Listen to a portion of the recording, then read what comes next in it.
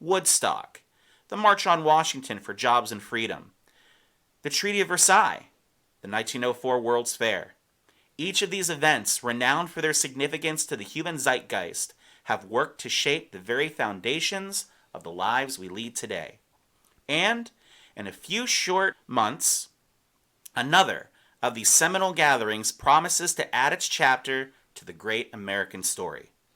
Calling all Buddy Israels, Mike Bays, and even the Sega Channel, gather round, kiddies, because it's the prettiest butthole in Michigan competition. This week, nothing good.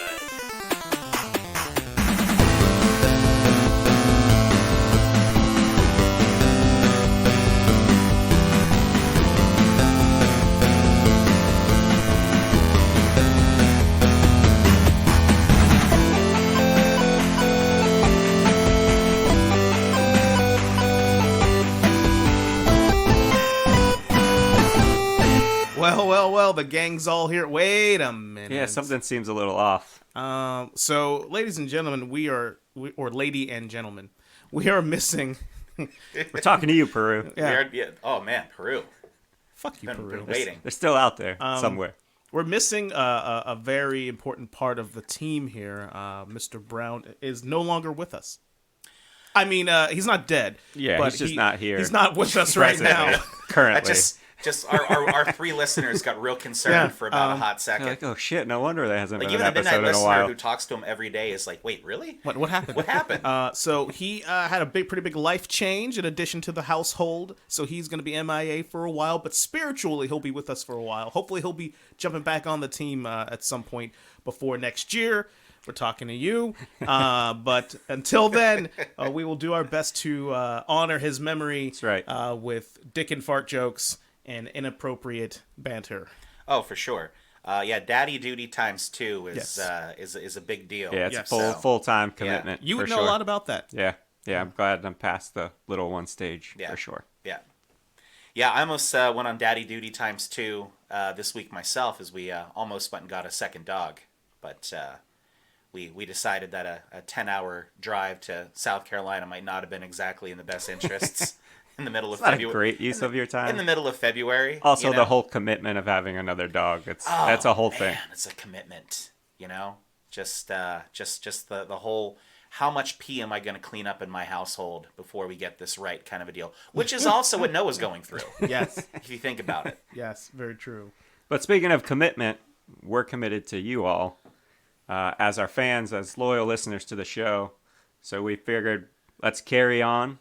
And let's keep on moving. So we're excited to be back. Today we're not talking about the prettiest butthole, although it may come up just casually. Listen, I'm still completely gung-ho on the idea that we have to broadcast from this thing. We shall see. But today we're actually talking about a film that we all love. And outside of Spider-Man, I think this is the newest film that we covered. Yeah, it has to be the most recent. Yeah, that's weird. But it's not that recent. It's very old. We're talking about Smokin Aces. Yes. Action comedy film came out in 2007. It's kind of crazy how you mentioned that it's recent, but maybe not as recent as we kind of think. Yeah, we're used to talking about shitty 90s action flicks. So. Yeah. But as I'm watching the movie and everything, and I thought to myself, all right, this movie was 2006, 2007. I took a minute just kind of think back, where was I in life in 2006, 2007? And I hadn't even been in the estate yet when this movie came out. Nope. No, this movie predates that was early. I know. This movie predates the estate. So that in itself to me was kind of crazy, putting that all together. So yeah, I don't even remember where I was. We were definitely on Broadway. Oh, you had to be on Broadway. Yeah. Yeah. Yeah, you definitely were. Yeah. I was living with Noah at the time. You were.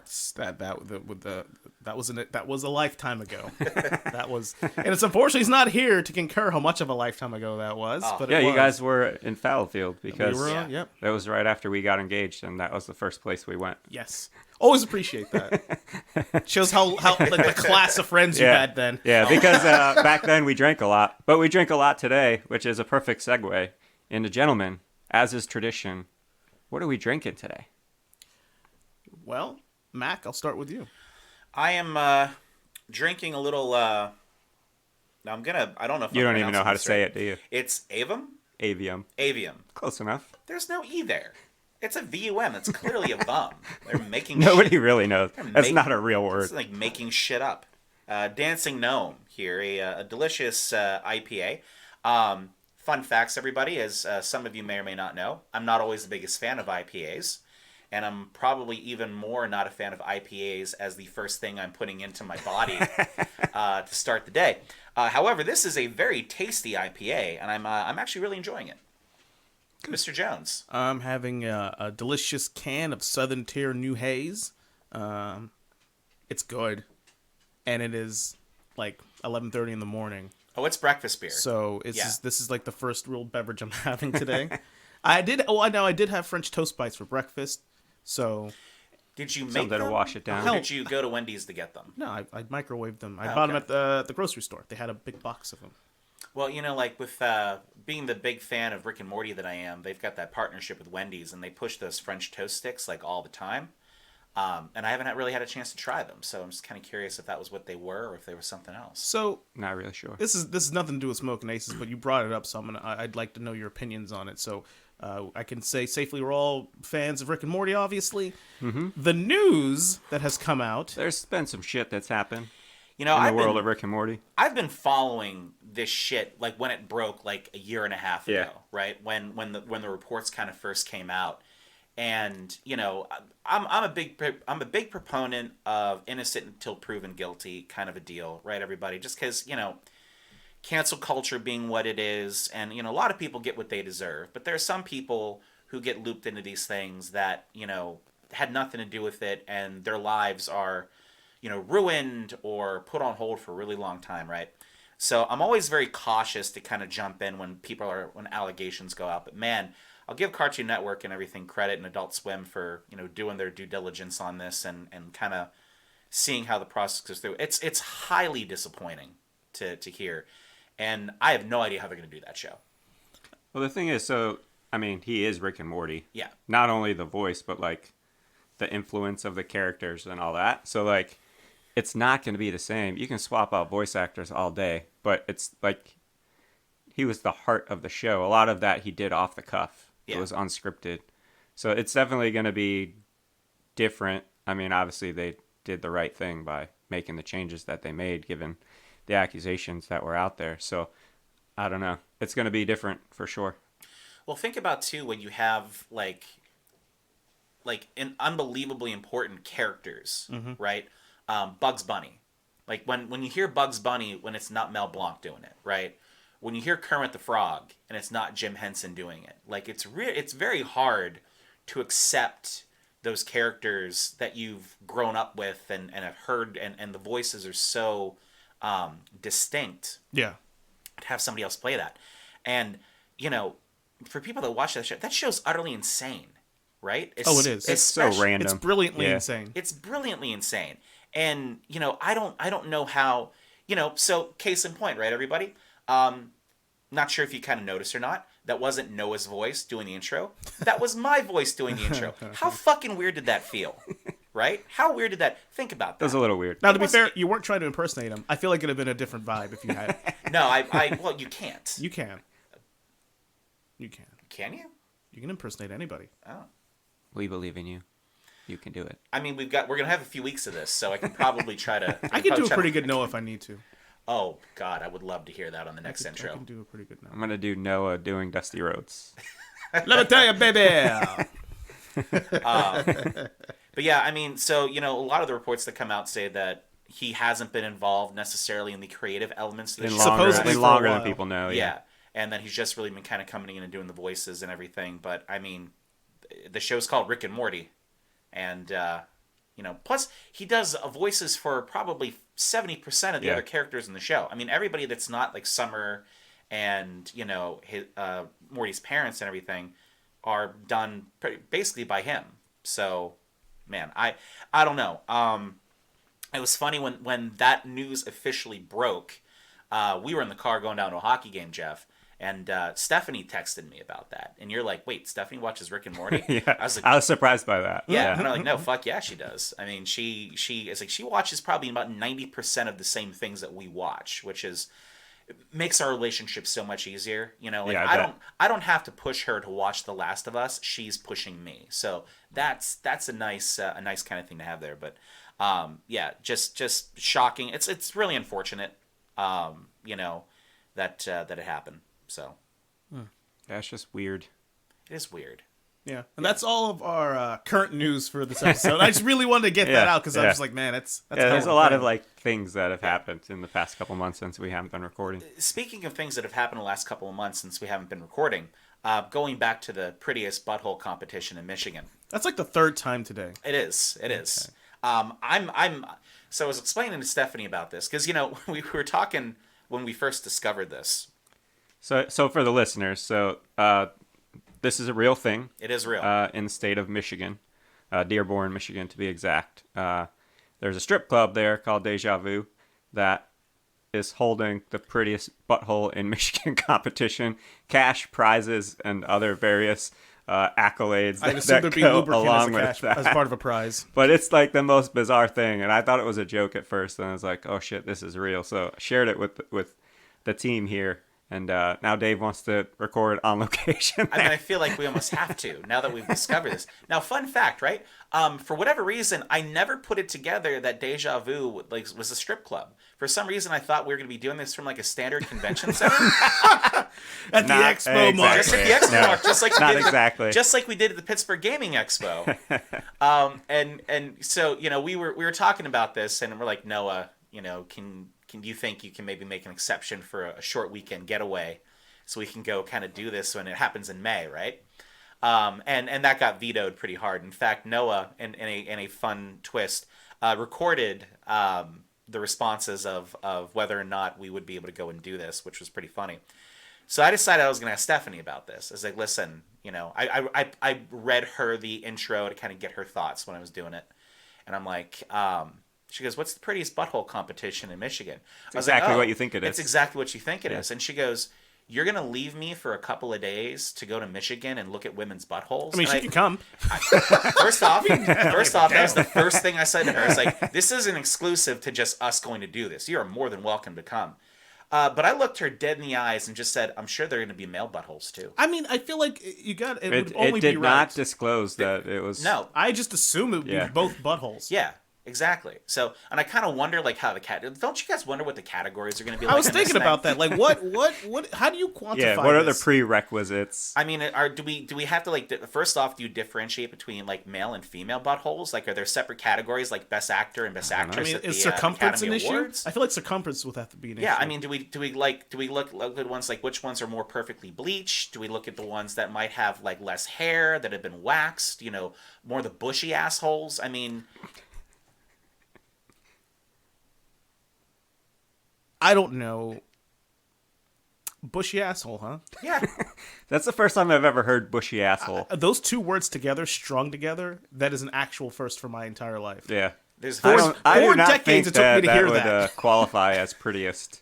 Sounds pretty messy. there's a first for everything. I mean, what if it's like what? I mean, you know, you guys have seen adult entertainment, and sometimes you've got a nice tuft there, and you maybe have like a runway. Like, what if they're doing like a lawn kind of a thing where like maybe it's the opposite, like the crack is a sidewalk and there's just some like a hair on the sides there that kind of represents like when you're walking along the street. Wait, hold on.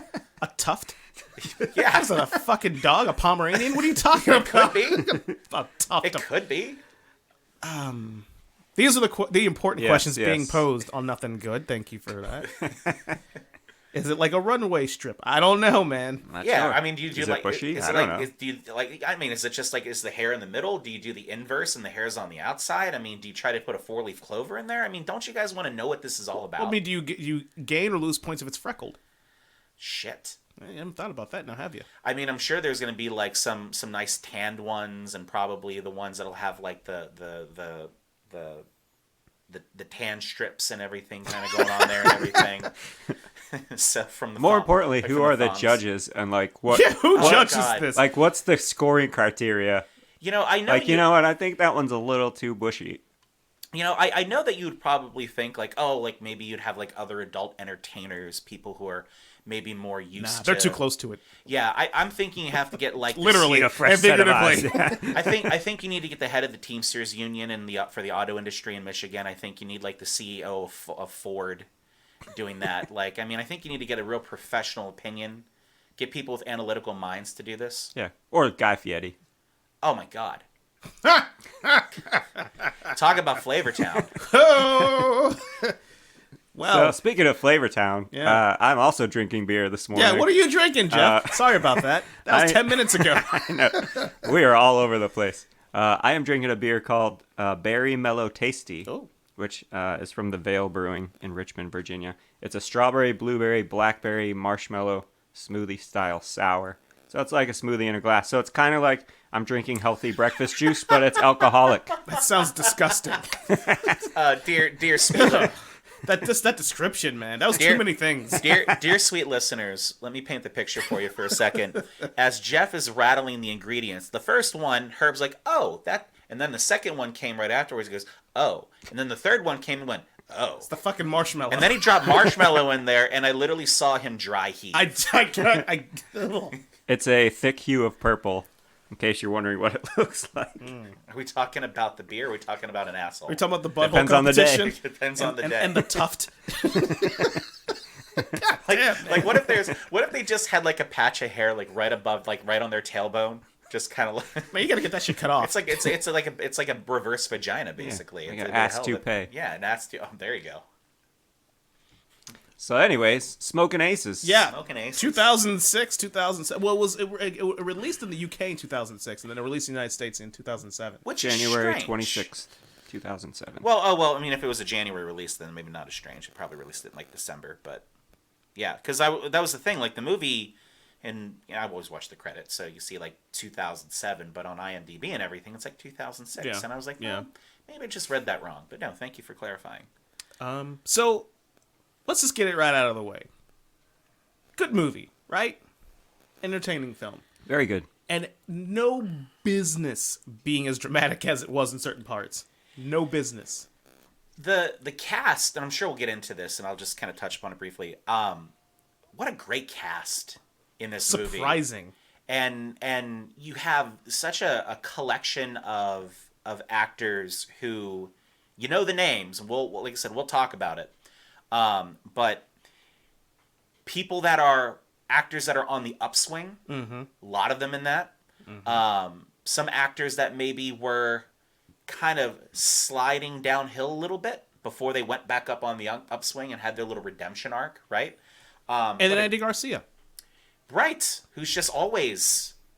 He's just not up or down. He's just kind of No, he's where just he is. he's basically like a surveillance balloon that's just kind of hovering across the country. Can I tell you, I fucking hate his accent in this movie. It's terrible. It's a little off. Let me tell you something. I can't even fucking do it. It's like I don't know if it's Southern or if it's what it is, but I want to punch him in the throat. No, it's That's like fair. it's like a very nondescript accent. It's weird. and it comes from like the back of his throat. It's like Like, do you need a lozenge? Yeah. What's going Yeah. on here, man? It's like doing his Al Pacino voice, yeah, and Yes. Yeah. But badly. but not Very- good at all. It was kind of funny too because like as I was kind of I've seen this movie bits and pieces a lot recently, and I don't think I've actually sat down to watch the whole thing. Yeah. But like there was a point in my mind for whatever reason where I was like, wait, is it Al Pacino in this or is it? Oh no, it's Andy Garcia. Yeah, because I've also been watching like the Ocean's movies a lot recently, Yeah. which came out around the same time. There's a lot of overlap. And there's overlap with For sure. again Andy Garcia and Al Pacino, especially with Ocean's 13. But yeah, what a wild movie. The best accolade I can give it, and we're going to talk about it a little bit more, but like on the onset, the best accolade I can give this film is how well the script and the editing and the directing manages so many little stories at the same yeah, time. because there's a lot going on. There's a lot of moving too parts. much, Yeah. actually, but it works. As I watched the film, it felt like an unbalanced like seesaw to me, because really the first 25-30 minutes of the movie is heavy exposition. Like There's a lot of setup. There's it's all set up. Yeah. I mean, there's nothing about it, and they even introduce the characters to you and those new characters continue the setup, right? And then when you kind of get past that, there's almost no exposition at that point. And really, why would there be? It's a very simple concept for the film, right? So Jones, you want to kind of talk a little bit about what the plot is of the film here? You want me to tell what was the plot actually? Well, the plot is the movie's about Buddy Israel. The movie is about a team of multiple assassins who have been hired to kill Buddy Israel, or at least attain him, retrieve him, so they can extract his heart. Because Primo Speraza, for whatever reason we don't know in the onset, wants his heart. We the audience, the FBI agents think it's because he's a brutal Like mob they just want boss. to cut it out just because. But no, yeah. that's not why. The plot is this. Fuck. That's the plot. It's pretty accurate. There's so much that's happening in it, right? Like, I was sitting there thinking of this to myself because I watched it once and I went back and I watched little bits and pieces because I have it on DVD. Although, sidebar, I got such a kick out of this, and I thought of you, Mac, when I watched this, because I have it on DVD and I got it on DVD. Lord knows, probably a year or so after it came out. And one of the advertisements on this DVD is for HD DVD. Oh my god! Oh god! Oh no! And I just started laughing. Oh no! I'm like, I remember Dave's Oh, my commitment to God. HD DVD. Yeah, ladies and gentlemen, my first, I think, real true sidebar of the podcast, right? Oh man, it's been a while since I've had a sidebar, right? I mean, You're we just talking had about one. a butthole for 15 minutes. I don't really. And Rick and Morty. Listen, in my mind, the butthole was not a sidebar. Oh, okay. I had full Okay, intention all right, of that's making fair. sure we Yeah, discussed yeah, yeah. the butthole competition for at least a few minutes. What, 2005? Somewhere in there, Probably yeah. in that ballpark, right? Like many of you probably don't know this because a lot of you may be listening are just kind of streamers, right? And not in the way that it would be discussed at the Butthole Convention, but the online version, which may also be tied into the Butthole Convention. But I digress.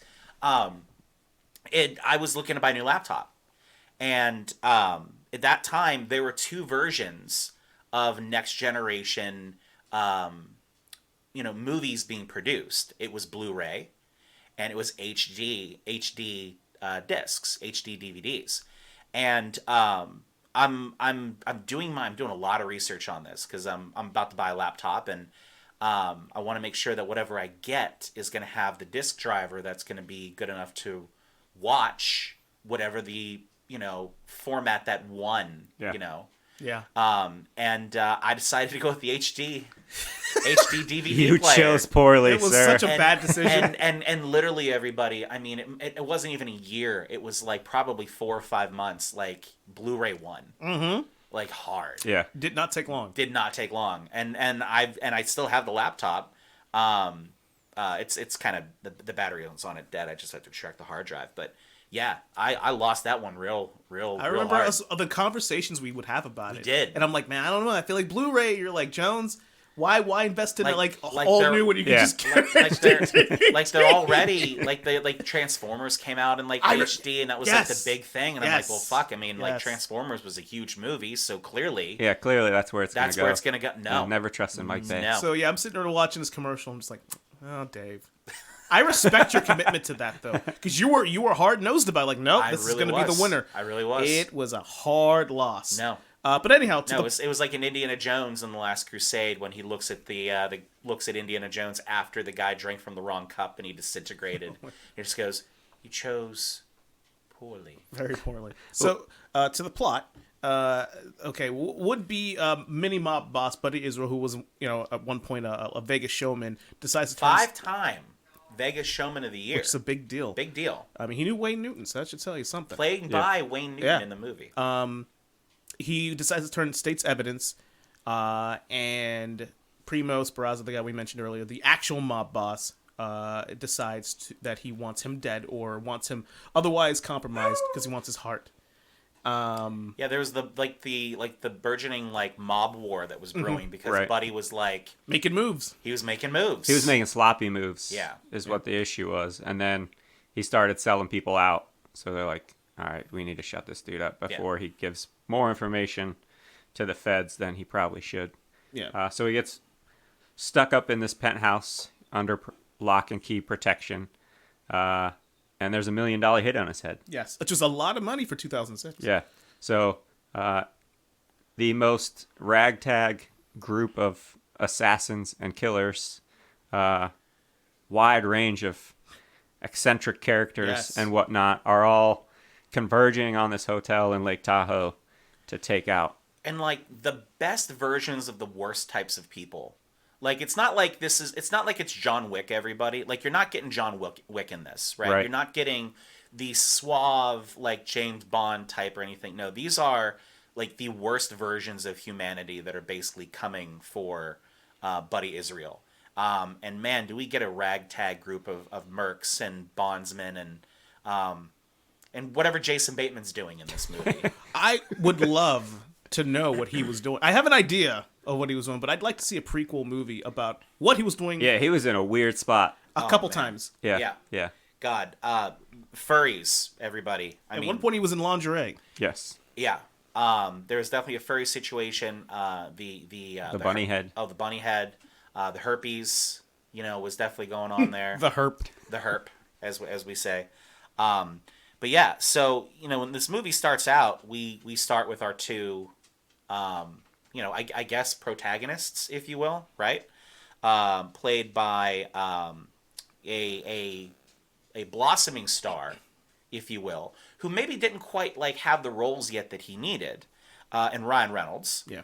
And then he was Agent Messner. Messner, yeah. And then Agent Carruthers, played by, when you're having a movie with mob people, you have to have at least one of the Mount Rushmore One of the guys, mob. yeah. Yeah, if you have a mob movie and it doesn't have Robert De Niro, Joe Pesci, Ray Liotta, or Al Pacino in it, do you really even call it a mob movie? Right. Yeah. But fortunately, we don't have to worry about that because we do have Ray Liotta. Ray Liotta. Rest in peace, Ray Absolutely. Liotta. Oh, that's right. He's dead. Yeah. Yeah. That's We right. got his last. Is Cocaine Bear the last movie he made? Yes. I believe so. And we got that coming out here in a few weeks, everybody. Which I can't wait to see that movie. But yeah, the last performance of the great Ray Liotta, right? So I know as we're saying his name, like Mike Viola somewhere is just feeling like a tingle in his left nutsack. Just Wait, like left hold on. nut. No, in his, too late. So what you're insinuating, what you're implying, is, and he doesn't listen to the show, so he has two nutsacks. We'll be talking about Smokin Aces, and he'll know we're talking about Ray Liotta, and he'll probably have to tune into it just like by Italian default. Jesus. But going back to the mobster ties and how, Ray Liotta was in all those mob movies. So Joe Carnahan, the director of this, also worked with Ray Liotta in Narc, which is a great flick. Not many great things from Joe Carnahan after this. It's unfortunate, but we got this. He also made The Hire. I don't know if you guys ever saw that. It was like No. It was Clive Owen. It was a group of shorts that they made for BMW. Okay. It was basically a huge advertisement for driving BMWs, but basically it was he was a driver for hire. Okay. Straight to DVD. Oh, there you go. I, much like Jones, I also own Smoking Aces on DVD. I'm not sure if I even know how to play a DVD anymore, so I rented it for $4 on demand. You just put it in your Xbox, so you're.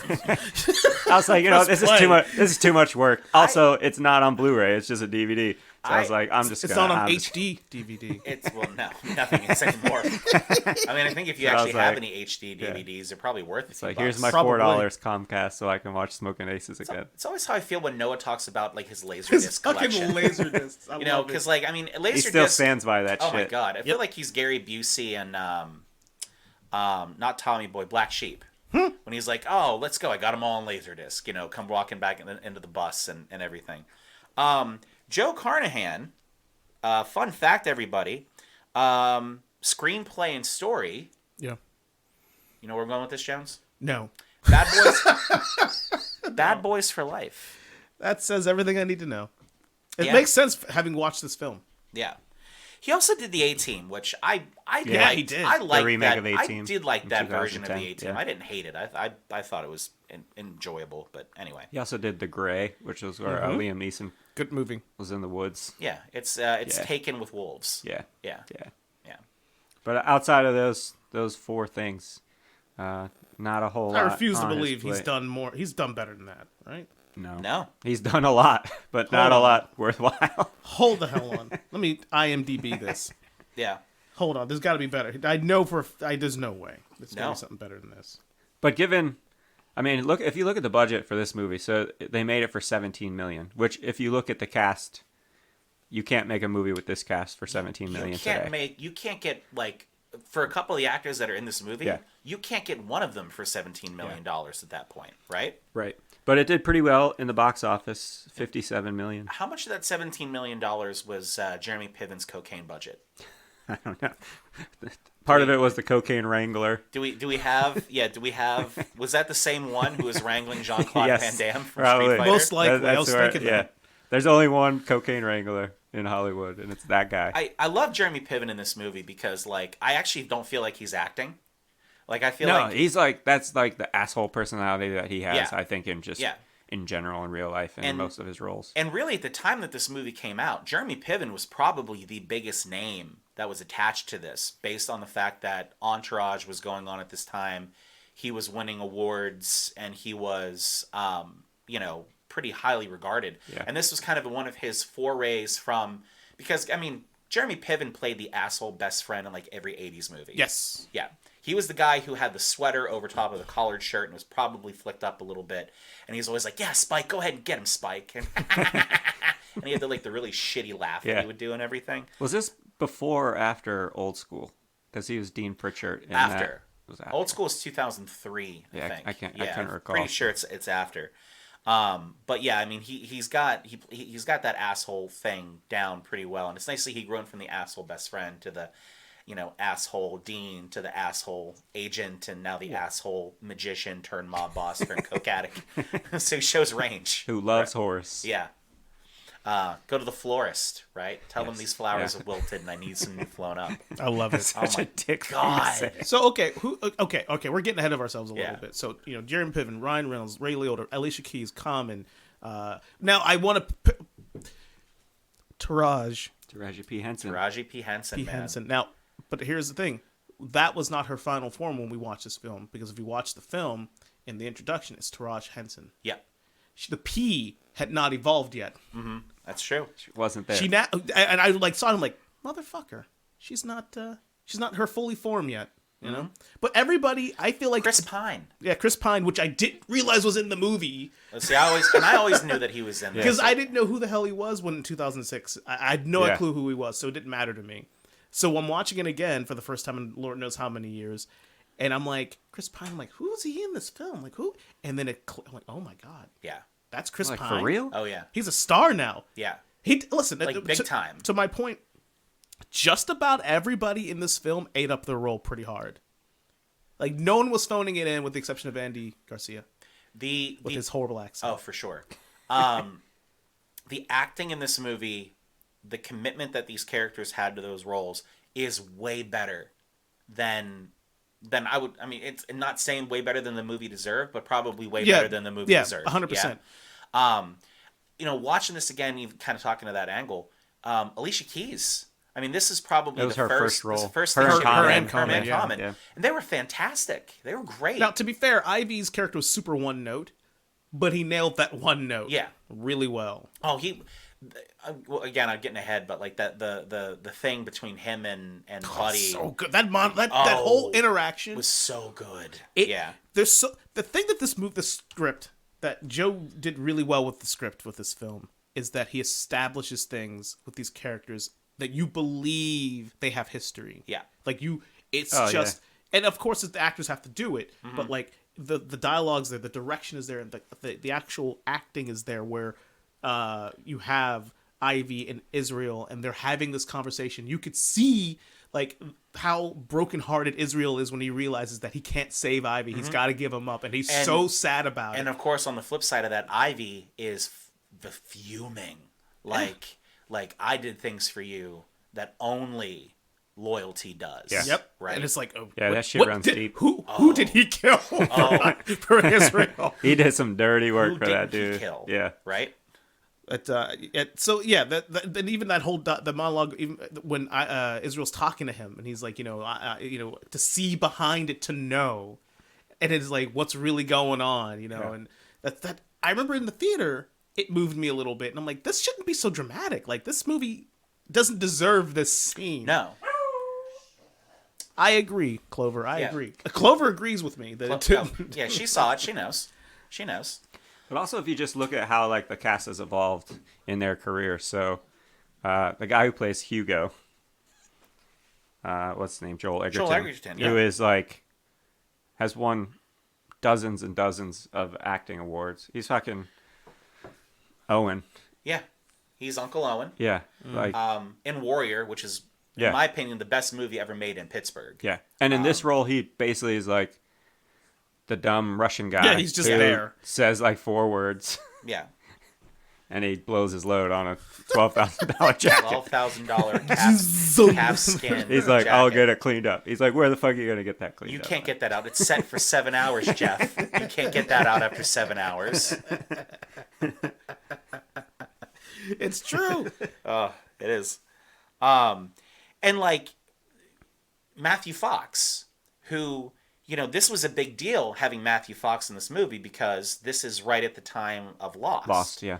And, you know, Matthew Fox being the lead actor of that show and being, you know, a breakout star after Party of Five and everything, moving into that, you know, because he's in the credits as and Matthew Fox, right? So, yeah, just a great cast. You know, some bit actors in there. You know, Tommy Flanagan, who, you know, plays the shapeshifter. Yep. You know, hitman.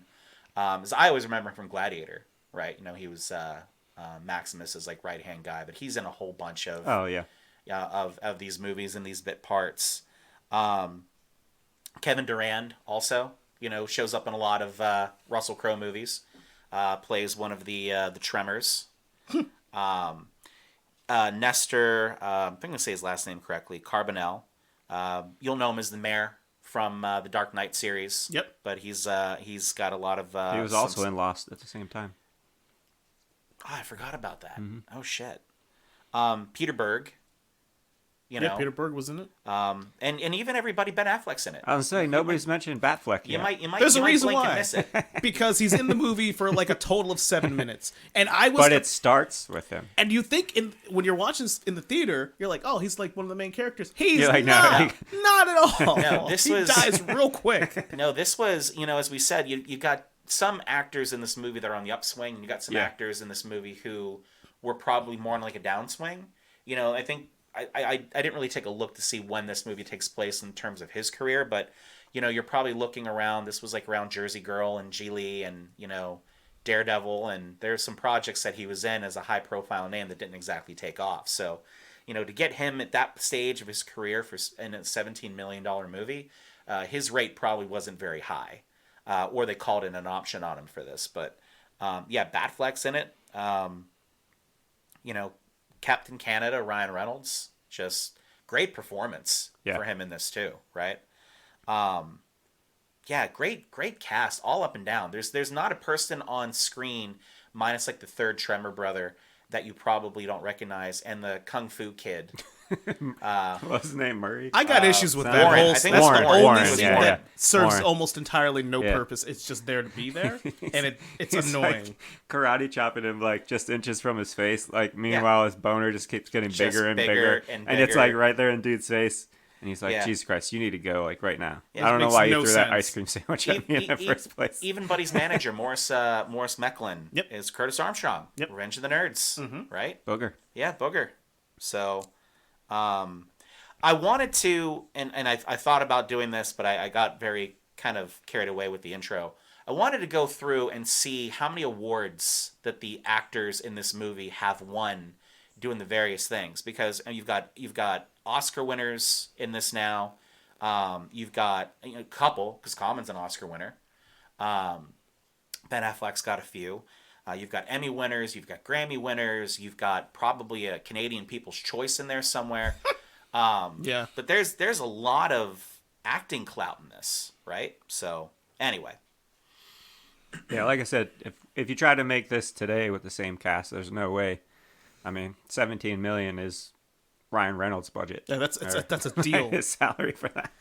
So it's pretty crazy to see that amount of talent together. Yeah. There's a quote, there's a line in this movie that I remember hearing when I was younger, when this movie came out, and I thought it tickled me then. It still does, and I'm going to add it to my vocabulary. Starts fucking up fast and picking up speed, and I love that. I love that. I know a lot of people like that, and I'm like, you know what? We're just gonna pick that up and put that right in here. There are a couple quotes that I wrote down. One was when they first go into the penthouse and they're like cleaning up the hookers, and I can't remember the one security guy's name, but he said, "I must have been really fucked up because you went from Beyonce to Bigfoot in about 6 hours. You need to get the fuck out right now," which I thought was hilarious. And then my favorite line from the film is from Chris Pine. "Sometimes fate just up and fucks you for no good reason." That's just the way of the world. His character got way more screen time than it needed to have, Yeah. especially at the end. He's like, hey, it happens, Yeah. All right. Sorry, I'll see no hard where- feelings, right? Puts the key on his one finger. Oh my God. Yeah. He just wanders away. I had that on. He looks there. at his hand and he's like, "Yeah, sorry about that," and then he just slides it over his one finger that's left. Well, it's so funny because like he realizes that the guy was there for the same reason he was, and he thinks, "Oh, we're on the same fucking team." Yeah. Even though he like blew him away, left them in Lake Tahoe Yeah. to drown. Yeah. Ben Affleck and Peter Berger both dead, and he doesn't have a hand. Blew his fingers right off, and then he had to spend like half a day in that woman's house, like in the bathtub next to her like giant collection of dildos. Such a strange series Meanwhile, of so scenes. random. meanwhile, the kid who's not on taking his Ritalin is sitting there just getting a huge hard on, trying to punch him in the face. Why does he have an eye patch? No one wants to know. No. Bad things Don't happen. ask. Don't ask. It's not important. Even her like exposition in that is like completely crazy when she's talking about his dad died like a year ago and my husband left 9 months ago and No, her husband hung himself. he hung himself. Yeah. Like even that like whole thing is like it's such like a little throwaway, but it's also so unbelievably intense. Like I kind of want to see that movie. So before we move on with the plot, so you're noticing a kind of like a theme here with the craziness of the story, how over the top it is, the ensemble cast, and I wish I'd known this previously, like years ago, but it makes me appreciate this film even more. So one of my favorite films that I never talk about is It's a Mad, Mad, Mad, Mad World. It's been one of my favorite films since I was a little kid. It's old as shit. But it's so good. Milton Berle, like, it's such a great cast. It's funny. It's all over the place. I don't know if I've ever heard you even talk about this. I don't before. talk about it. That's crazy. It's been one of my favorite films since I was a little kid. As you mentioned it, I'm like, fuck, Jones It's is really we going way never back talk on. about this. I'm going way back on this. I've been a lover of old films since I was a little kid. Like you won't talk about this, but I have to hear about Southland Tales all the fucking time. First of all, I never talk about Southland Tales anymore. There was a period of time in like the late Anymore. That's the like key word. aughts that I heard it a lot. I haven't talked about that film actively in like 15 years. I know, but you talked about it more actively than you've talked about a Mad, Mad, Mad, Mad World. Well, because most people haven't seen it. Around our age, most people haven't. And so why even true. talk about it? But Definitely nobody of the age of our listeners. Yeah. But if you want to get cultured, everybody, go check that one it's out. a true comedy. It's a gem. It's a great classic. movie. So to that point, knowing that's in my mind, that's one of my favorite movies. I was watching an interview with the director Joe Carnahan, and he was talking about his inspiration was It's a Mad, Mad, Mad, Mad World, which is why the movie is the way it is. And I'm like, you know what? That makes all the sense in the world now, because it feels it's just everywhere. Yeah. So many things are just happening that don't even need to happen, but they happen. Yeah, in it's this film. very busy. Very busy When it doesn't need to be. He's like, there's just that frenetic energy. Like there's just all these stories looping together, but for a common purpose. And I truly appreciated that because again, if you have never seen It's a Mad, Mad, Mad, Mad World, do yourself a favor. It's a sit down. It's a long ass film, but it is worth your time. These types of stories aren't easy to do. They're very easy to mess up. One of the things I was thinking about when I was watching this again was Snatch. Guy Ritchie's film, one of my all-time like top 7 favorite movies that I've ever seen. I fucking love that movie. But it's a similar concept of just all these different side stories that keep overlapping each other, and then they finally kind of come to a head. But yeah, there's a lot of examples of those where they don't work. So it's good when they do. And, like you said, Jones, the way that they wrote this and edited and the way it was directed really, really pays off. Yeah. And I think the fact, too, that they get a lot of the just exposition out in the beginning it allows for the rest of that stuff to kind of naturally flow. Because once the action really starts to kind of kick in, when they realize, oh, we're sending all these people to Tahoe, the movie doesn't have time for any real type of exposition, right? Right. It's that middle, that second act is just adrenaline. Nonstop. Really. A lot of action. Yeah. A lot of action. A high octane. So Right. high octane Yeah. action. One thing I want to mention here too, real quick, before we kind of get away from it, because I think it's worth noting. We're at a time of cinema where, if you're going to be shooting in like Vegas or Tahoe and you're going to be in a penthouse, it has to have a ton of hookers. They all have to be spent. It's always the after.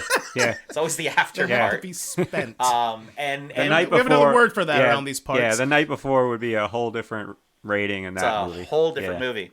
But like The Hangover, there's that scene. Wolf of Wall Street, there's that scene. Smokin' Aces, there's that scene. I just kind of thought that was interesting that anytime that you get like a penthouse in one of those places, I mean the dry cleaning budget for the upholstery's got to be through the roof. Well said. Can't be pretty. Nothing good happened the night before. Nothing good. So Still got it. to move on a little bit with the story. We got bail bondsmen, we've got assassins, we've got. Okay, real quick, who's your favorite assassin? Everybody has a favorite. Who's your favorite? Mine is Jeeves, the Trevor brother, the tallest one, Kevin Durant, The big boy. with his mohawk and his chainsaw, and his lack of care for anything. He's got an axe and a grenade launcher. Yeah. Like he's got that Yeah. thing. He's got like that thing that you only got in like the power weapons when you're playing Goldeneye. Like that's Yes. like that's the only time I've seen that like Yeah. effectively used in a movie. Yeah, and the one thing that was really funny, like when they're gearing up, they're in the elevator, the Tremor brothers, and the doors open, and Alicia Keys is there, and like you could tell the other two are getting ready, and he's just like standing there with his hand in his tighty whities. Yes. And she's just like, I'm not getting on this elevator. Nope. And he never said anything. It's just like awkward eye contact. Well, it's and I was great. like, even as the door's closing, I'm like, that was fucking funny. Well, it's funny Subtle too but funny. because you clearly see him like starting to get some shoulder action He was going on there. moving and grooving in a certain direction. And then Chris Pine's like looking at her, gives her like the up and down, and he's just like crunching on like cheese puffs. That you know? whole movie is so fucking insane. Yeah. Yeah. My favorite is Laszlo Sloot. He is by far the one who's like, can have the masks and everything because he's the only one who was hired. He was the actual person who was supposed to be there, which I think is fantastic. It was a tie between him and the Plague because I love the idea of that guy just being just this brutal and how he kills the hotel guy and he's like kind of talks him into death. It's Almost weird. apologetically. Yeah, he's like real like casual about it. Like, hey, I know you're dying, but I want you to feel okay about dying. He's right like, now. close your eyes. God might hold it against you if I'm the last thing you see. But it's holy shit. But his weapon that he drops out of his sleeve, like, It's very Assassin's Oh, Creed. that's It's very- yeah. Spike. Yeah. and he's like, yeah, you can't feel that. And he's like, is that blood? He's like, yeah, you're dying right now. He's like, I don't want the last thing you to think about is my face. And then he starts talking to him and whatever. I was just heavy. Like, again, scenes that like, just don't shit. belong in this film. Yeah. But it worked Yeah. every time. Yeah. Except for the kid in the karate thing. That didn't work at all. No. Well, or did it? Because we're talking about it. Well, because I'm making fun of it. It did not work. Yeah. We're not talking about it because it was great. Yeah. It's the only scene that didn't work. But you, Matt. What about you, Max? So I mean, for me, it's easy to go with the Tremor brothers because they're just so out of control, right? But I'm gonna go with Charisse Waters. She's got a 50 caliber sniper rifle. She ain't messing around with that thing. Jesus Christ! She's a right? good shot with it, too. She's Damn a good great shot. shot with that thing. And I also I think I'm gonna go Taraji P Henson because that's Well, 'cause how that's we- her final form. What we that's know, her, yeah. that's her final form, right? I think she's fantastic in this. Of all the performances that you can really feel, her performance, especially when shit goes off the rails and she thinks that Alicia Keys has been killed, when she sees the prostitute laying there on the ground, she thinks it's her. Like the emotion that comes out of her. The range of character there. Yeah. And I mean, that's kudos to her as an Yeah. actress. Yeah. But also, like, shooting from, I mean, had to have been like A few blocks away. several blocks away, Yeah. and those bullets going into the room and just taking people off their feet and knocking them like 20 feet into a wall, and that's awesome. She's like, "You brought the 50 cal?" She's like, "Yeah." I mean, fuck, I'd bring a fucking 50 cal. Of course I did. We can go mess around with that. So I'm glad you brought her up because, audience, again, if you've never seen this before, now obviously spoilers here, but a really big one is all the storylines that are happening. There's just this one that's it's not even subtle. It's just there. It's Taraj. Her character is in love with Alicia Keys. She's down for Georgia. And Georgia is not really super into that. No. But it's sad though, right? Because that's her homegirl, that's her friend. She thinks she's dead, and that's upsetting. But it's also because there's a romantic emotion attached. Yeah. You imagine that feeling that you think that your partner or your would-be partner that you would hope would be is dead. Yeah, so then it's just Because full you on couldn't protect her. rage at that You point. couldn't do it. And that panic. And Yeah. then when she sees her and Common together, and it's like, you feel fucking sad. Yeah, because on one side she's happy and grateful that she's But alive, but on the yeah. other side she's like, Fuck. that's my girl right there. Yeah. And then arms another man. And then she gets the last thing she sees is that. Before and the then SWAT she gets team killed. comes in. Yeah. This movie was heavy in some ways. It was. Just stringing these little stories together. Because, like, it wasn't on the nose. And I wouldn't even call it a subtle, because she was clearly flirting with her constantly, saying little things. I mean, they have that whole beat when she's getting dressed. Yes, and yes. she's kind of watching her put the Kevlar in to, very provocative places on Alicia Keys at this point, right? And she's looking at her through the scope, and clearly just thirsting hard. hard. And Alicia Keys feels that. She just kind of plays it off because they got to think they got something to do. But it was just like, man, Yeah, like, even when they're at the front counter, like getting checked in, and she's like, "No, do you guys need 2 beds?" Yeah, and she's yeah, like jokingly, she's like, "No, we only need 1 girl." Yeah. or was she joking? Oh, there's no way she was joking. She knew what she was doing. So then would you then call this movie an action drama comedy romance? I mean, you'd have to when you kind of. I feel like it Yeah, encompasses I mean, everything. that's of all the scenarios and all the plot lines, I think theirs is the only one that there's that romantic connection to. But I don't still know. counts. I don't know. There's a little bit there between like the second and third Tremor brother after they blow away Ben Affleck and Peter Berg and everybody, where Real interesting vibes coming off that. there's a lot of. Yeah, a but lot of I'll tell you what. One of my favorite scenes in the movie was right when they kill Ben Affleck, and not because they killed Ben Affleck, I mean, that's reason to know. but when Chris Pine starts having a conversation with Oh my Ben God. Affleck, and he's like moving his lip and his eyes to like make him talk back to him. yeah. And I'm just like, I'm cracking up the whole time. And Melissa was watching it with me, and she's like, "How did Ben Affleck like keep a straight face like through that?" Because like you could tell like at a certain point where like he's trying to like not laugh, Yeah. because he's just like laying still there. But it was so unnecessary, but at the same time it was fucking hilarious. Oh, it's Like it great. just added to like the random chaos Their of insanity. those guys. Yeah. Yeah. it adds to their insanity. So that we established there's teams of hitmen, Bond, bailsmen, all everything coming after Whatever Buddy the Israel. fuck Jason Bateman was doing, What he did everything. he did everything. He lived. will do anything. He lived, folks. $20 is $20. Gotta make sure that you go ahead and you hit it, and then you lock Oh it. my God! And then you pull the chain, or what was it? Then you I don't Pull it fucking- away or something. Yeah. Yeah, then you he's like, "That's a chain new it. one." We're like, That's "Yeah, a no, new Trying to that's make that work. That's not gonna Working on catch that on, one. buddy. Sorry." Yeah, great awkward performance by him. Like, it's really uncomfortable when you're in that room. Everything about that scene, which is a departure for him. Which is funny because like if like watching it back then, you're like, okay, because like you don't really know him. He's not that huge of an actor then like he is now. But now it's like this is a really fucking weird role for him. Yeah. You know? Yes, Yeah. agreed. Actually, now, and looking back on it now, just like he's a bigger star now, but back then, I knew who Jason Bateman was, but I couldn't tell you the last thing I'd seen him in before that. Teen Wolf Teen Wolf 2. 2 was probably the last one. Yeah. And it's weird to see him in this role, but maybe he needed money. Yeah, sometimes you just gotta cash a check. You got to cash the check, Yeah. man. Was he living in that hotel? He had to Had have to been. Nobody really Yeah. knows. Yeah. Well, there was just shit everywhere. Oh yeah, yeah. He's a furry helmet or a furry Oh, helmet. there's a full. I mean, there's a full costume there. I'm pretty sure. There was some fangs. Some stuff was probably hanging up in the bathroom just to make sure He it had dried the out. porn paused Yeah. on the TV. Yeah, there were some things that were fanging earlier that day. But we learn as everything kind of collapses on itself.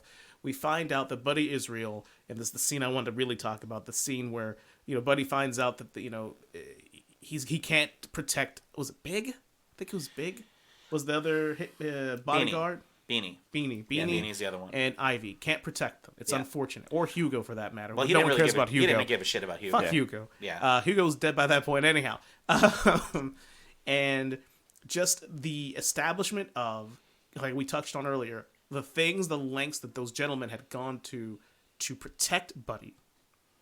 But I really want to talk about Buddy a little bit more, because this whole film is about him. He is the catalyst to all of this. Yes. None of this happens if it isn't for him. And watching the first scene he's in, and I kind of like, even when I watched it the first time, I kind of thought that he was like looking at God, like this is what's happened to me. He's just like, here we are, and at the very end, before he's gonna shoot himself, and he's looking up at God, and he's like, am I gonna do this? You know what I mean? But watching him go through the cocaine binge and watching him come down so hard from it, and like the issue, having the chest pains, the heart pain, like all the damage that he's doing to himself in probably like a 48-hour period, probably at that point, is incredible performance. Like an incredible. I've never seen anybody do that before, so I don't know what it looks like in real life, but I'd like to think it's probably close to that. Yeah, part of it too, like, kudos to Jeremy Piven, because a lot of it, there was no dialogue. Nope. It was just him. Yeah. In one case, it was him in front of the mirror, which is like a very tense scene, and you could like feel the emotion of it as he's like processing all this stuff, and obviously he's high out of his mind, and he's why does this eye look like this, and this eye looks like this, and he's covering him up, and he's like Yeah, he took the trying contact lens out. Yeah, he's like trying to like almost come to terms with himself. Mm-hmm. And I'm like, fuck, man, like that's deep for an actor to do, and like for you to like feel that when he's really just standing there high off his fucking ass and Yeah. cocaine. Big time. Yeah. But then like to see like that range from the beginning where he's just like the biggest asshole ever, Kinda funny. until the end where he's sitting on the steps contemplating, okay, the deal fell through, so this is it for me, and sort of like the reality of it all sinks in that moment, and it's like, holy shit. Yeah, I mean, in his 50 minutes, 60 minutes of screen time, whatever that time frame from in real time from his character coming on and everything going off, you see a person who has gotten out of every situation he's ever been in. Anytime he's been backed into a corner, somehow, some way, whether it's been himself, it's been the people around him, it's been his mafia connections, whatever, he's been able to get himself out. And that's his whole life, right? Yeah. Because when we kind of go through the whole story of Buddy Israel and how he kind of came into being, his mom was a Vegas showgirl, and dad wasn't really around, and kind of like growing up in that environment, he's always been able to get out of it, and he thinks in this situation too, like, well, this is easily the It's deepest just another corner. thing, yeah. But he realizes the severity of it. This is the biggest corner I've ever been backed into, but he still expects himself to get out of it. And then when you kind of start to see, and I think this is kudos to his performances that you're talking about, Jeff, when he starts to realize that he's not going to get himself out of this, when you start to see the changeover in his demeanor. Yeah, you're in too deep. Which, as you said, was not vocal. It's very physical. It lends a lot of credence to that performance. Indeed. Indeed. I totally Well agree. said. Well said. Well Yeah, said. just great scenes. Well, again, the characters giving performances harder than they needed to in this movie. Like the commitment to everybody and raising their games. We haven't even talked about Ryan Reynolds even really in this thing yet, who, as much as Buddy Israel is a driver, his character is a driver too on the other side of the federal side of it. Yeah. And he gives a great performance in this too, where you didn't really see a lot of Ryan Reynolds doing a dramatic, like there's no comedy in this for Ryan Reynolds. Yeah, and even No. like the first half of the film, like he's just a Fed. Yeah. He's just like a regular cop in any other cop movie. Talking about golden showers with Ray Liotta's Yeah, that's like the grandmother in lightest there. his character That's is it. in the very That's beginning. it. Yeah. Like you typically, I mean, we all know Ryan Reynolds by He's Van now. Wilder. Yeah, He's Deadpool. Yeah, so like everything he approaches, he does with sort of that comedic side that he is just so good, like his dry delivery of everything. But this was like a serious role. Like we saw that like lightheartedness up front, but then by the time all the shit hits the fan, like he hones in and he's 100% business all the way through the end where he pulls the plug. Another like great range of character for a character that really didn't need to be all that much. No, he could have been as vanilla as you needed a character to be in that movie, just to kind of keep moving things forward. Because you in every movie you have that straight man or that straight woman that the people around get to play, and they're the one who just kind of moves things forward. But it wasn't that kind of situation with him at all. One of the things that I think is really interesting about this movie is the use of space. In particular, how enclosed a lot of the movie is. You know, when they put a lot of the actors in a lot of the situations in confined spaces. And how do these people play around in those spaces? How it starts out in the van. You know, they're just in this tight space with each other. Yeah. Everything's taking place in the hallways of the casino, Yeah, in everything's in the elevator, right? In hotel rooms. And I think that adds to the it adds to what we're watching. I think especially too with trying to make sure I'm saying this right. The stakes, the scope. There's like no special effects in this movie. Like Nothing significant. No CG really. And a lot of it's practical and things like that. But there's an intimacy to what happens with these characters when they're all kind of pushed together that I think created that environment too. Yeah, it's all very intimate. Even when it's, over the top action, it's still very intimate. Like all the shots are real tight. The spaces are tight. Like you feel like you're in it, even though it's like it. There's a lot of action movies where it's like, hey, there's a car chase and all this other shit that's like grandiose and the size and scope of the scenes are really big. But like you mentioned, Dave, like it's all real tight. Real tight? How tight? So tight. Oh man. Yeah, I mean, those big, grandiose action scenes and things blown up is very Mike Bay-esque, you would say, even. This is true. This is the exact opposite of that feel. Yeah. What's your favorite like scene from this movie? What do you guys when you're watching this, like what stands out to you as something that you saw that just kind of like, well, shit? Yeah, there was two for me. One I already mentioned, which was Ben Affleck's death scene, because it was just so funny. But the one, so He random. laughed so hard in the theater when he So saw that. random. but I think for me it was when Ray Liotta is going up the elevator and he realizes that the security guard is not the security guard because he sees his fingers and knows that that guy chewed off his fingertips so he couldn't be fingerprinted, and you see the realization of it all just in his face because they're not really talking much aside from casual elevator conversation. Yes. And then it escalates real quickly, and then they just keep shooting each other, and then the lights go out and they still just keep shooting each other, and then like you just see the aftermath of it. But I love the way that scene was framed, shot. The performance is awesome. Yeah, that was one of the ones that I had in mind, like for sure. Because like you said, there's just a realization that happens there. And you see the start of it, and of course, as they're getting shot, their bodies are shaking and everything. Yeah. And I mean, they're 3 feet away from each other. And then, like you said, the lights go out, everything.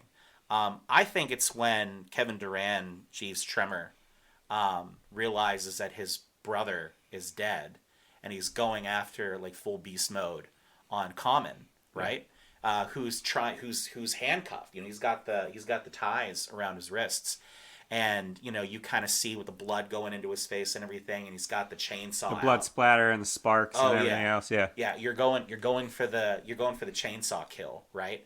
And then Common shoots him in the leg, and he drops, and he's holding himself up above the chainsaw. Yeah. And Common realizes, well, I got one shot here, and then just takes him out, and then he falls on the chainsaw. Such a violent way to go.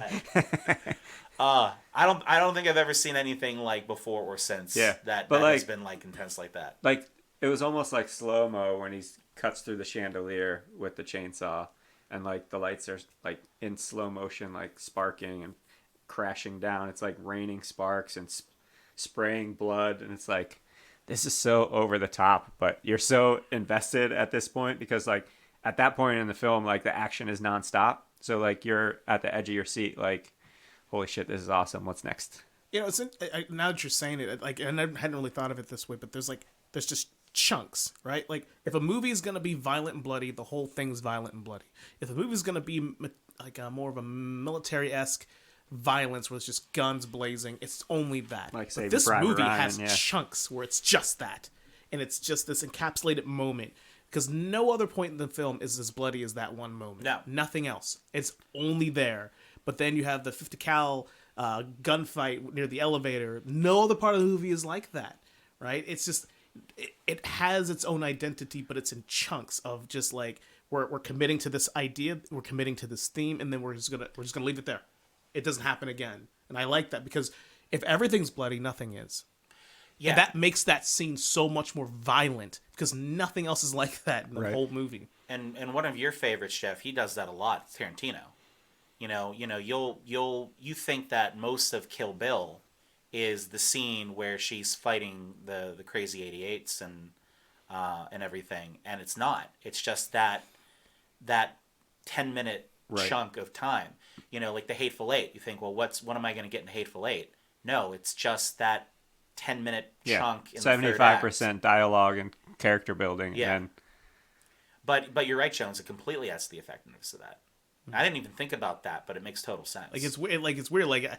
And I hadn't really thought of it until Jeff said, "I'm like, you know what? There's nothing else in this film that was as bloody as that one scene." that was the and only it made it part, so yeah. impactful. Yeah. The colors just popped so much because that's the most amount of blood we got in the whole film, and it was a lot of it. Yeah. It was so Yeah. violent. Yeah. And it spoke to the Tremors, right? When they were there, it's bloody. Only when they're there, Yeah, is it it's bloody? like Mad Max. Yeah. And as far as my favorite scene, so 15 years ago, I would have told you that it was the last scene because I felt like that was the most powerful. And I thought that's where you're going to go with it. What when have? I kind of put the question together, I was kind of hoping it's like, Hope Jones talks about the very last. Well, last I 2 mean, and I minutes. can listen. I can. The idea that like Messner is broken. He lost his partner, who may or may not have been his best friend, a friend at least, a good friend at least, somebody who's protected him. They protected each other. He's probably met his wife. Probably broke bread together. I'm Yeah. sure of it. With families. And to watch and to know that his country that they fought to help protect and secure has betrayed them willingly, knowingly, for him to get that confirmation, spoiler alert yet again, there's a whole backstory, another story of an FBI agent who went deep undercover with the mob. Heller. Freeman Heller, which I love that name, by the way. Or Hella. Hella. God, Hella. that stupid accent. Freeman Heller. It's Freeman Freeman Hella. Heller. It's Freeman Hella. I was like Hella, like in Thor That didn't help Ragnarok. me at all. That actually kind of hurt. They're like, no, different Hella. No, this is- Hella, Hella. it's Hella. Was this before or after Hella Good from No Doubt? Asking the serious questions. I know. The hard-hitting questions that makes this the number 757,000. Yeah, nobody else is podcast asking these on Apple. questions. No, they're not. I tell you that. So if you put yourself in Messner's shoes and Reynolds' shoes, and the entire experience that he just had, going from surveillance, oh shit, things are going to pop off, let's make our way there, we split up, should have never split up, but we split up, now he's dead, everybody's dead, that was PTSD central. Like, he's being shot at from every direction in that lobby. Yeah. Like, every direction possible, and somehow he survived, but you know what? His partner didn't survive. And for what? Some old guy. Not Primo, but for Hella. That's why we're saving him, because he may have some information.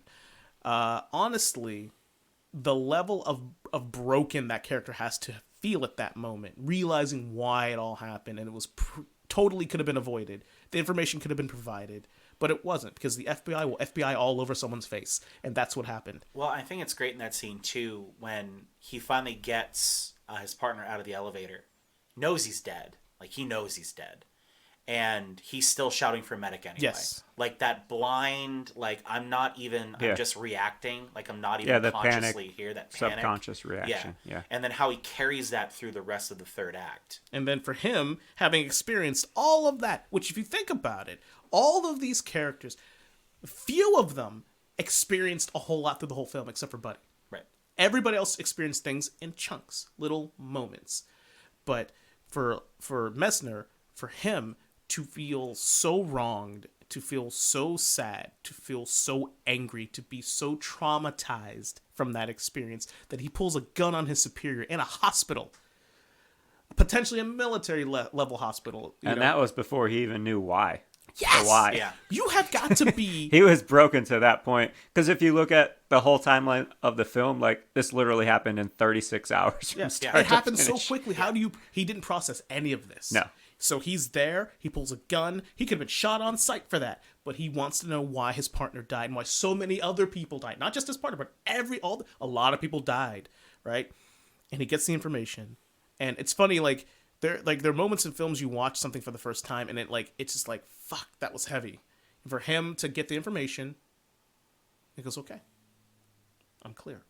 And he goes in there, and that fucking song, he sits down, and he's making this conscious decision, like, this is it. Well, how about even... I'm going to jail tonight, baby. Before you even jump into that piece, just when... I think it's also impactful when, he's talking to Andy Garcia, and Andy Garcia is like, you just need to go home, and then just the gun comes out, and you just hear the gun. Like, he just cocks it back, and it's... I'm not even looking at you. I'm pulling out the gun. You're gonna fucking tell me, like that shows the desperation. Yes. Because they always, I can't remember what movie it is, but they talk about I think it might be Phone Booth. Have you guys seen the movie Phone Booth? Which I think we should cover that movie at some point, because that's a really interesting. It's a movie unique too. film experience. Yeah. But when Kiefer Sutherland's talking to Colin Farrell in the booth, and he's like, the sound of a gun, of a trigger being pulled back. Like, there's no more definitive sound that you'll hear. And, of course, Andy Garcia's like, you need to go home. I'm still holding this really important file, which is the biggest fucking MacGuffin in this whole movie. Yes. And he's like, nope, here's a gun. I've got the trigger pulled back. Okay, let's go have a conversation. It's like, Let's right, talk. Let's talk. Yeah. But yeah, going back. Sorry, Jones. Go ahead. Sorry. Yeah. 10 years ago, I would have said that scene where, he makes the decision, puts his gun down, he unloads it, he puts his badge down. He's making the conscious decision that he's going to go to, not only is he losing his job, he's going to jail, prison, most likely. And that scene is interesting. One, it's sort of the finale of it all. He just went through all this shit. His best friend and partner is dead. All these people from the hotel, they're all dead because of these two guys that really mean nothing. Yeah. So there's this point where, after he reaches back and pulls the plug and pulls his gun out.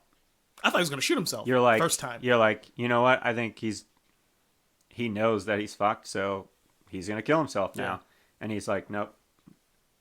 Taking the bullets out, taking my badge out, throwing them on the floor. That's my resignation. Take me if you want, but the job's done. That is such a... God, it sounds so corny. It was such a beautiful scene. Like, the music was so well timed. Everything worked so well. But that's not my favorite scene. But there's a really one more thing here, Jones. I'm sorry. That's okay. I think this... I thought this was beautifully well done, which is why I want to say it here, because we're talking about it. The camera movements and the framing and everything of the last scene that you see in the movie mirrors the very first scene you see in the movie when they're in the van, because it starts with it starts with a close up on Ryan Reynolds, and it just kind of starts that slow zoom out, zoom back, camera movement, and it's the exact same thing that happens at the end. And I never noticed that in the movie before. I didn't notice that, but I really picked up on it when I watched it recently. I was like, oh, that's really fucking well done. So I think it's worth mentioning. But yeah. That's very much well. worth mentioning. My favorite scene, after I just went off, talked about the scene that isn't my favorite scene anymore, but it was up until... It was worth talking about. I teed you up Yeah. on that one. Yeah. That's fair. So, like I said, 15 plus years ago, that was my favorite scene. That was actually my favorite scene up until this last viewing. My favorite scene, though, and we already talked about it kind of at length, but I'll just bring it up again, is just where Buddy gets the news that the deal's fallen through. And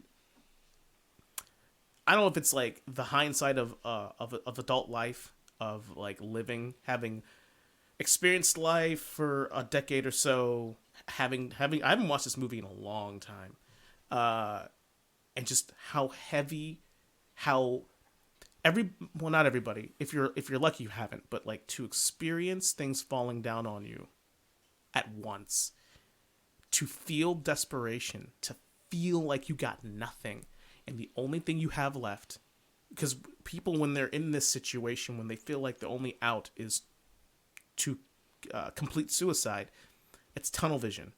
They don't see anything else. There's no other window. There's no other avenue. And then that moment, that's Jeremy Piven. That's where he was. That's where that character was. That's where Buddy was. And he's looking up at the world. He's looking up at the universe. He's got this gun in his hand. And he's just like, fuck, here we are. You know, like he's almost pleading with God to give me a reason not to. With his eyes, with his gestures, with his hand movements. And it's so fucking powerful, you know, to know that, like, you know, we said, you know, to start the movie from that more than cautious optimism to honestly confidence, arrogance even. Like, oh, this will be fine, you know, blah, blah, blah, blah, blah. To it now, we are a whole 180 here, man. It is not the same situation anymore. The situation has changed, and it's changed for the worst, and the only way out of this is to kill yourself. That's scary shit. Well, he's a man completely devoid of everything now. It's gone. It's all taken away. He has nothing. The last thing he had was Common. Yeah, and he ratted him out, and it didn't even matter now. And that was the thing that I think... And he hit him in the eye with a car. God damn, he did. What a magician move, right? Gambit would be proud. Yeah. But yeah, like, and I love that thing with Common too, where Common knew he gave him up, and he's pressing him. It's like, what'd you tell him? You know, what's going on? You know, things that I've done for you. You know, that's a loyalty. Yeah. You can't buy that loyalty, right? And then that whole thing breaks, because that's and of course that killed Buddy too, because he didn't want to. I'll give up every fuck Kozlov, right? Hugo. Sorry, fuck Hugo. I think Kozlov might have been his last name, but yeah, fuck Hugo. Fuck, you know, everything else. Not giving him up. Like, he's going free. Yeah, that's my guy. That's the deal. They want him.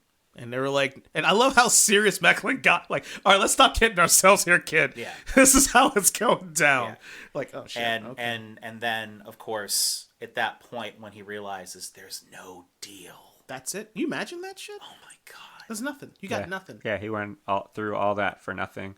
And there's a lot of credit that should be given to that scene, and I understand why it's your favorite, because if we look at it now, we're far more mature than we were when we saw it the first time, right? We're all in our 40s now. Yeah. So you look at things through a different lens. Like, you feel emotion a little differently than you did back then. Like, back then, we're like, hey, you guys want to have a few drinks and go watch a movie? Like, it's an action flick, so there's a lot of action. It's awesome. But now, like, as you watch things like that and you reflect a little more because you've had all these life experiences in between 2007 and now, yes. a lot has changed in 15 years. A few. And so it's like, holy shit, you feel it. Yeah, and back I then, felt that same. like, I don't remember feeling that when I saw it the so first sad time. for him. I'm like, this is so heartbreaking. Yeah. Like, yeah, he's not a great guy, and yeah, he did some things. He put himself in this position, quite literally put himself here. But it doesn't matter. Like, to watch that heartbreak, to watch him betray the one guy that he staunchly did not want to betray, sends him out, and it was all for nothing. All of it was for nothing. Everything he's accomplished, everything that all his worth is shattered. Yeah, it's and brutal. so the only option is to just delete yourself. And that's a heavy scene, and I think it you know, I'm not a huge fan of Jeremy Piven. I think he's a good actor, but I'm not a huge fan of his. I think he has one note. And he Yeah. does it well. And he Agreed. plays that note very well. But I think he is kind of a one note. Sorry, Jeremy Piven, if for any reason you're listening to this, but fucking prove me wrong. When's the last time he was in something? He doesn't have to be anything anymore. Well, he had, I don't know if you guys remember, he had a cancel culture thing kind of happen to him too recently, where he was accused of some things. That sounds about and- right. Back in 2020, maybe? Yeah, he had It's probably on brand for he had him. a podcast that was going on. It wasn't related to the podcast, but he was kind of reinventing himself with the podcast. I mean, who wouldn't, right? But Wink, wink, wink. And then something kind of came out, and I don't think anything came of it. Like I think he was like exonerated came from and whatever went, but was whatever Still had charged the him. but you're on. tainted long-lasting after impact. that. Yeah. Yeah, which is again hard to kinda come back from going that. back to the beginning when I said how it's with Justin Roiland, how I try to reserve judgment right before I jump on board of wanting to ruin somebody's life for an accusation. But He had a TV show on Lifetime or the Learning Channel, not Lifetime, Learning Channel or Discovery Channel, where he was looking for a wife. Do you guys remember that? no, I remember. I don't this. remember much after Entourage. He was honestly. he was going to like Asia or Thailand or something, and he was looking for like a wife. that in itself should be a red flag. It was after Entourage was over, Yeah. and I remember I watched like maybe an episode or so of it, but it was like a little mini series, and I remember like Jeremy Piven's looking for a wife in another country, which is fine, but like it was such a weird show. Are you looking it up, Mac? I'm trying to see what I can find here. There's one thing where he's in called Jeremy Piven's Beard. Apparently that was a short. My favorite Jeremy Piven movie is PCU with him and Jean Favreau. Yeah. Favreau. If you haven't seen it, I highly recommend it. It's like a college stoner movie, but it's hilarious. I'm one of my favorite movies is the movie Serendipity. He's John Cusack's best friend in that movie, and that Yep. also goes to my love of both John Cusack and Kate Beckinsale equally. He's Walcott and Black Hawk Down. So he had a couple of movies there, Rush Yeah. Hour 2, where he had a little bit of stuff going, Old School, Runaway Jury. But no, I don't even see that TV show. I'm working on it. I'm working on it. It's that I swear it happened. I didn't like dream that. It was so strange to me. If it didn't happen, it should happen. Yeah. Hold on, I'm working on it. Spy Kids 4. I'm just gonna. There's 4 Spy Kids. Apparently. I think they're probably trying to bring it. They need a fifth one. Is Robert too? Rodriguez still involved? God, I don't even want to know. Survey says yes, written and directed by Robert Rodriguez. Spy Kids 4, all Hard the time up. in the world. Hard up for work. Coming to a later episode near you. On a future The week whole of series Nothing of Good. Spy Kids and Shark Boy and Lava Girl. Yeah, I mean, there's a couple of Mr. Selfridge. That's not that. Wisdom of the Crowd. No, I don't have anything. But there was a stretch there where he, like, almost from like 2015 up until like 2020, where he wasn't really doing anything. Yeah, just like a blank window. Yeah. I swear this happened. I will not rest until I find it. Yeah.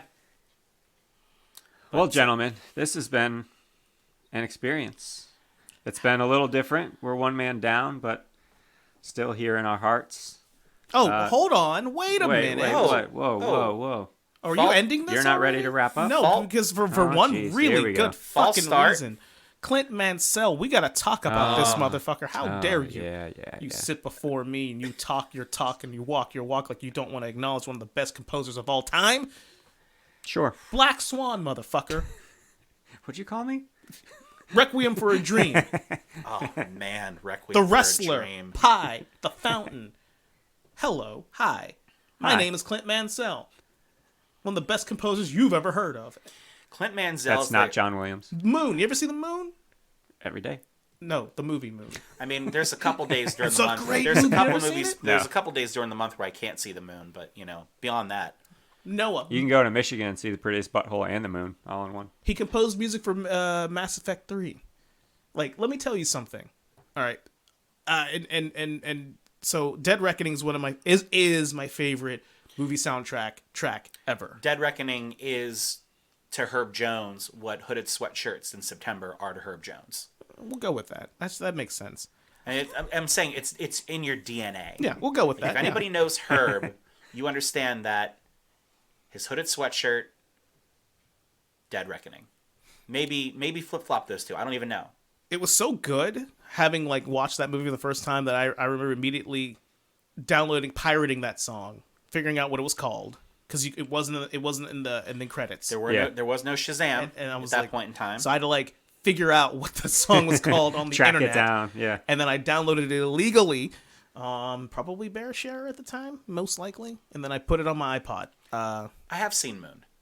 It's a good movie. And Yeah. Clint Mansell composes music for that. That's one with Sam Rockwell. I keep getting that confused. What is Clooney in? No, Clooney's not in that one. No, you're Clooney's thinking in a about that different other one. Sandra Bullock movie. No, that was Gravity. No, there's another one where Clooney goes up to the moon, but maybe I'm wrong. But anyways, go ahead. Yeah. But listen, Clint Mansell, and he has composed music for a lot of movies. I just them are the ones that I've seen that I've enjoyed, but there's a ton of other ones. Definitely, maybe, apparently, like all sorts of random movies. I love that. I know sound. you do. That's why I brought it up, 'cause I know the little love that twinkle in your eye when I soundtrack brought it up. for Definitely Maybe. Yeah. Yeah. Like you want to see somebody's tufts start to like spring to life. I just mentioned a romantic comedy to Dave, and he gets all bristly. He's a big rom-com guy. I am a big rom-com guy. Yeah, Nothing wrong with that is a fact. But yeah, I want to give the man his flowers because people are talking about John Williams, and that's cool. Hans Zimmer, that's man. Clint Mansell's my dude. Like, the Requiem for a Dream, and I don't remember the name of that song at the end. Oh my God, yeah. Listen, you want to talk about a depressing? Listen, listeners. If you've never seen Requiem for a Dream, I know we're going to talk about that. Don't movie do at it. one point in time. Listen, it's depressing as hell. guys, real quick, we have an opportunity here that without Noah being here, that we can actually talk about like some movies that don't completely suck all the time. Not saying that Noah would or would not be about that, but Noah's a big fan of this movie is so hilariously bad. Let's go ahead and talk about it. All right. Yeah. I want to fucking talk about Requiem for a Dream. I've watched that movie twice in my life, and each time one of the time I was with you. Yeah, it's you, scarring you as a shared motherfucker. that with me. Yeah, it is an experience that you've got to want, and you've got to be sure you're ready to sit down and watch it because it's depressing. Yeah, we can definitely cover it. Yeah, but going back to Clint Mansell, so not a lot of movie soundtracks also have score tracks on them. This particular soundtrack does, and it's an interesting soundtrack if you ever get a chance to listen to it. It's like the first track is from Prodigy, Motorhead is on there with Ace of Spades, Common's on there, Jizza from the Wu-Tang Clan is on there. Like it's this wide mix, and then they're like, oh yeah, by the way, we're gonna throw these score tracks on there from Mansell. So kudos to him. It's a great soundtrack. Mm-hmm. It's a great score. Yes. I'm sorry that I overlooked it. That's okay. Listen, I was just kind of like, oh, we're just gonna skip all this and pretend this never actually happened. How dare you? Fuck you, Jeff. How dare you, sir? Unfortunate. Oh, man. First episode back, and I'm already getting fucked. Only one Golden Globe nomination for this guy. What are the Golden Globes again? What are those? That's not a real award. That's not real. I mean, they have a show and everything. Everybody knows. They have a show and everything. That was for the Fountain. I'm surprised Black Swan didn't get more. Looking for an Oscar Such a nomination. good movie, by the way. Black Swan. Yes. Oh, big time. And the last thing I want to something I had a moment of clarity about this film.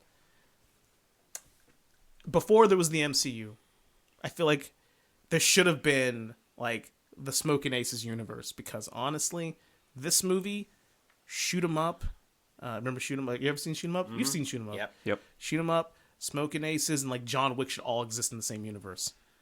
Yeah, it's interesting you say that because they've recognized the value of the John Wick universe and they're now starting to create. Oh yeah, they're building off that. They're starting to kind of build off of that. And I actually originally thought that they had started building off of that because there's a movie that came out a couple of years ago that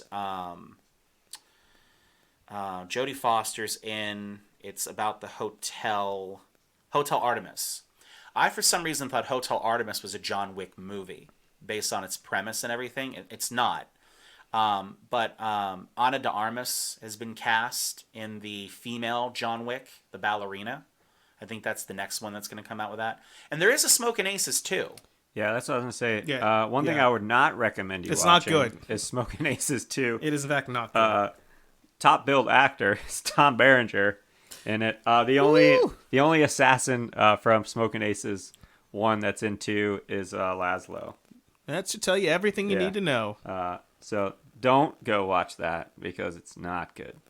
It's actually terrible. It's just fucking Smokin' bad. Aces 2, Assassin's Ball. Yeah. When it has a title, it's not Yeah. good. It's not gonna be good. Subtitles are not great. Don't throw shade on Tom Berenger, though. Listen. I will throw shade on him until the day I die. Why? Why not? I mean, I don't like him. he was. We're not talking about Major League. I mean, Sniper was pretty good. Never a fan of Major League. I don't like baseball movies, except for League of Their Own. That's a good movie. That is a good movie. That's a really Yeah, good that's a film. good movie. I don't like, was it Fields of Grow or something Fields? Or They'll Grow Here. Strawberry Fields. No, Strawberry with Kevin Fields and Costner. Yeah. What's that movie called? Field of Dreams. There we go. Yeah. I couldn't remember the name. That's how little I think That's about. how much you dislike it. I couldn't remember You're the like, name of I'm it. just going to make shit up until somebody says Field of Dreams. There we go. It was Field of something. I said Field to Grow or Grow to Field of Dream. Grow. Kevin Costner in a field. That's Yeah. all we got. I cannot get with baseball films, mainly because I don't like baseball. That might be why too. Oh no, The Substitute. That's what I'm thinking of. Tom Berenger is the fucking bomb in The Substitute. That's a crazy movie. How many did they make of that? More than they probably should. Yeah. I mean, let's be honest. Probably the first one was enough. Mm-hmm. Oh yeah, like most movies. Yeah. But yeah, gave us a young Louis Guzman and Mark Anthony. He's like the main like badass kid. Anyways, So- Ernie Hudson. The Shit, I the don't moral give a of the fuck. story is watch Smokin' Aces if you've never watched it, or if you have watched it and it's been a long time, watch it again. If Yeah, you watch watched it it again. yesterday, watch it today. Yeah. Watch it as you watch the movie and listen to this show as an accompaniment, a companion piece, if you will. Yeah. If you will. You can learn a lot. If you will. And the moral of the story really is that you should also download Dead Reckoning onto your Spotify and listen to it because it's fucking amazing, and I will not be told otherwise. Fuck Imperial March. I said it. I stand behind it, and I'll say it again. Fuck Imperial March because Dead Reckoning shits all over it. Honestly. And that's coming from a person who loves the song. Hot takes, guys. Hot takes don't get- coming from Herb Jones. there's I've been holding back for months Just now. go fucking download it and enjoy it. There's a part of me that almost feels hurt by that, Jones. It's with love and It's appreciation weird the way for he was the looking at you when he franchise. said it. He Like he was definitely- I taking didn't look. shots. I look beyond you. Oh, were you looking at the Star Wars? Yeah, I was Legos looking and at the kids BB-8. over, You're like telling BB-8. Yeah, I was fuck telling your BB-8 to Imperial go March. fuck himself. You're not even in that Or movie. fuck itself. I'm BB-8, not. but I I'm don't not. care. That's right. Assuming it's gender. But yeah, thanks everybody for listening. It's great to be back. We'll see how things go the next episode or 3 if we can kind of get some consistency going. But And gentlemen, if I may, great being back with you guys doing this. It's been fun. It's You know, been too long. We weren't sure exactly how this was going to go. Yeah. You know, we had some conversations about what we wanted to do, but it felt good. yeah, It did. Felt good to Felt get back good to on get it. back on the bike and take the training wheels off. And Noah, if you're listening, I'm sure you are. Your chair is here. It is sitting empty. And is. we're keeping it warm for you, man, until you're welcome, until you're ready to come back and join us, man. yes, very much missed. Yep. All right. Thanks, everybody. Appreciate you listening, and we'll see you next week. Nothing good.